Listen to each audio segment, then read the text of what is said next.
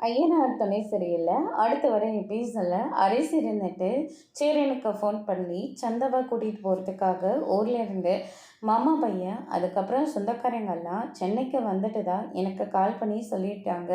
சந்தா இதை நினச்சி ரொம்பவே வருத்தப்பட்டுருக்கு அப்படின்ற மாதிரி சொல்கிறாங்க. சந்தாவும் நீங்களும் பயப்படாமல் இருங்க, உடனடியாக நான் கிளம்பி அங்கே வரேன் அப்படின்னு சொல்லிட்டு பாண்டி இருந்துட்டு வானத்துக்கிட்ட பேசிகிட்டு இருக்கிற போது சேரன் எப்படி போய் சொல்கிறத நினச்சிக்கிட்டு தங்கி தங்கி நின்றுட்டுருக்காங்க. பாண்டி இருந்துட்டு என்னாச்சுன்னு அப்படின்னு சொல்லிட்டு கேட்ட உடனே நடந்த எல்லா விஷயத்தையும் பாண்டிக்கிட்ட சொல்கிறாங்க. பாண்டி வானத்துக்கிட்ட சொல்லிட்டு நேராக சந்தாவோட வீட்டுக்கு போகிறாங்க. அவங்க வந்துட்டாங்களாம் பையா அப்படின்ற மாதிரி சொல்கிறாங்க. சரி, இதுக்கு மேலே நீங்கள் இங்கே ஒரு நிமிஷம் கூட இருக்க வேண்டாம், அவங்க வந்தால் நாங்கள் பார்த்துக்குறோம், முதல்ல நீங்கள் இங்கேருந்து கிளம்புங்க அப்படின்ற மாதிரி நம்ம சேரன் வந்து சொல்லிடுறாங்க. அதே மாதிரி நம்ம சந்தாவும் ஹரிஸும் அந்த வீட்டில் இருந்து வெளியில் கிளம்பி போயிட்டுருக்காங்க.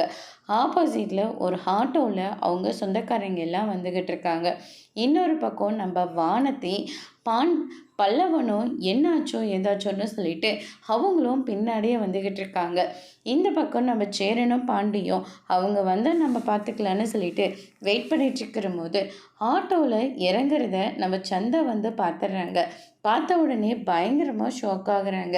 அதோட இன்னைக்கான பிரம்ம முடிச்சிருக்காங்க. இனி சந்தாவை எப்படி காப்பாற்ற போகிறாங்கன்றதை வரப்போகிற எபிசோடில் பார்க்கலாம். தேங்க்யூ.